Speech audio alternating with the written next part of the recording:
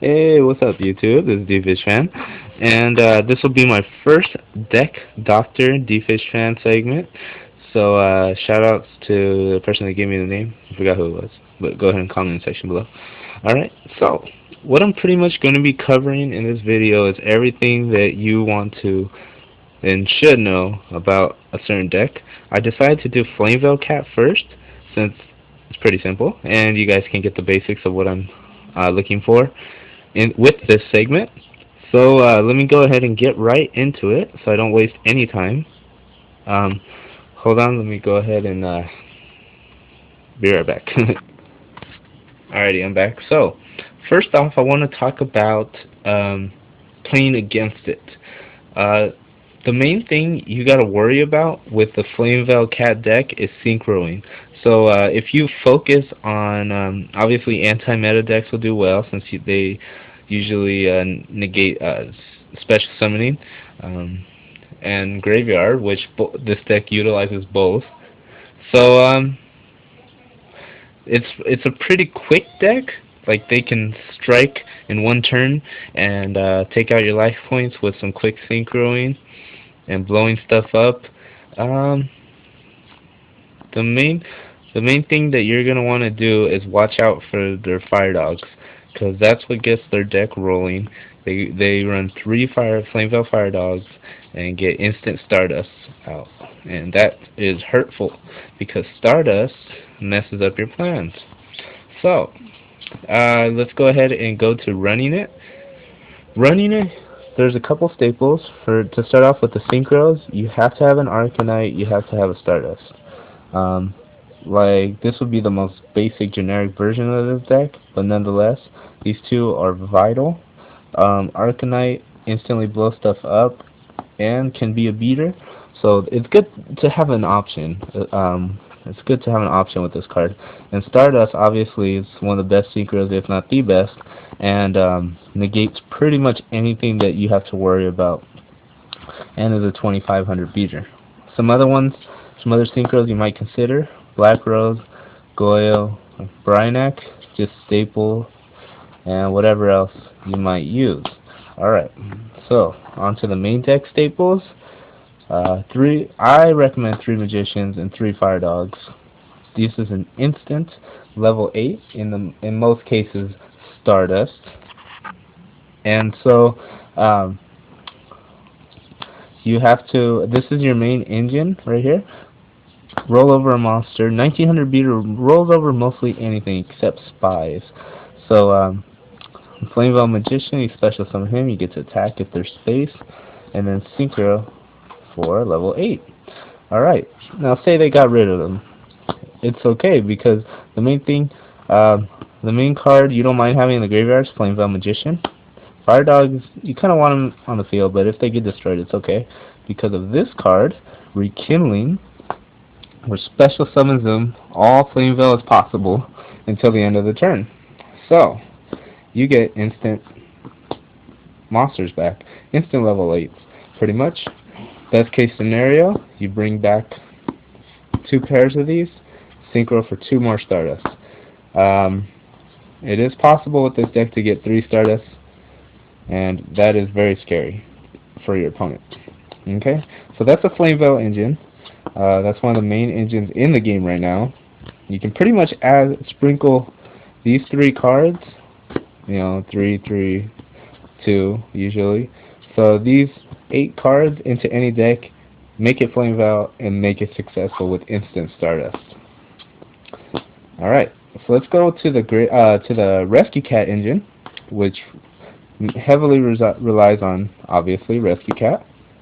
And we got Summoner Monk, which is an instant Rescue Cat, and X-Saber Erebellum, level 3 Beast, Tuner, and also very good effect.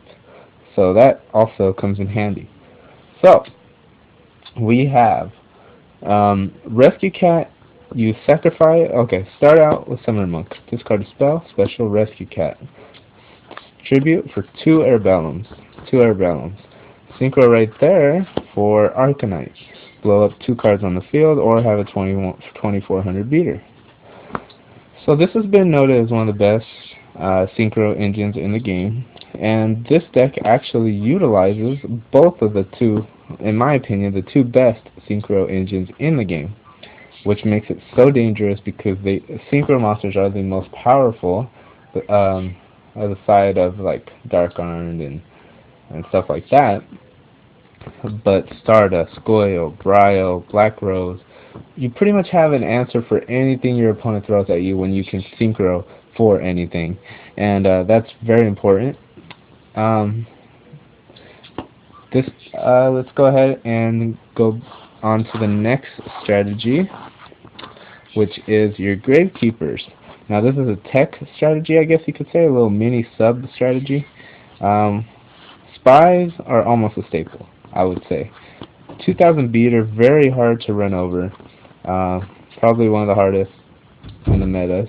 And it's a flip effect. You can special summon any Gravekeeper from your deck. Another Spy, either defense or attack. Another Descendant, which allows you to blow stuff up your next turn, 1500. Or some people run Guards, which is a 1900 defenseman spellcaster, so you can get out Arcanite. Now the reason why Spy is so valuable in this deck is, I'm just going to use Guard as an example, okay? So, they run into Spy with, say, Sirocco. Not only are they pissed because usually Sirocco runs over everything, but you get Guard and they can't do anything, they just attack. So that ends their battle phase, and it's now your turn. You draw one of these two cards that will really fuck up your opponent. So, say Summoner Monk. No, why not? Say Rescue Cat. Rescue Cat, Tribute, double Airbellum. Now, look at what we have here. 2 level 4 spellcasters, 2 level 3 tuners. Doesn't matter what type. So, Synchro, double Arcanite. You can blow up 4 things on the field if you're in that bad of a situation, or 2 have a 2400 beater, or 2 2400 beaters. Very, very good. Very, very fast. So, those are pretty much the main cards you're going to see in this deck. Obviously, everyone has variants. I believe Del Bolito had a Monarch variant of this deck, so pretty good, pretty good. It's not that hard to run. Let's go ahead and go into the is it OTK capable? Yes. I think this deck is very OTK capable with just the Arcanites right there, but also with the Stardust. Alright, so the rating section of this segment, for funness, I give it an 8 out of 5. I think it's pretty fun.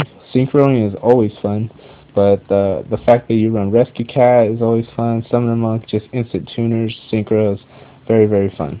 So I give it an 8 out of 10. Rating for difficulty playing it, it's not that hard, honestly. I think beginners could run this deck pretty well. I would say a 4 out of 10 for difficulty, and for proness, how good it is, I would say 8 out of 10 as well. It's a very good matchup for Blackwings.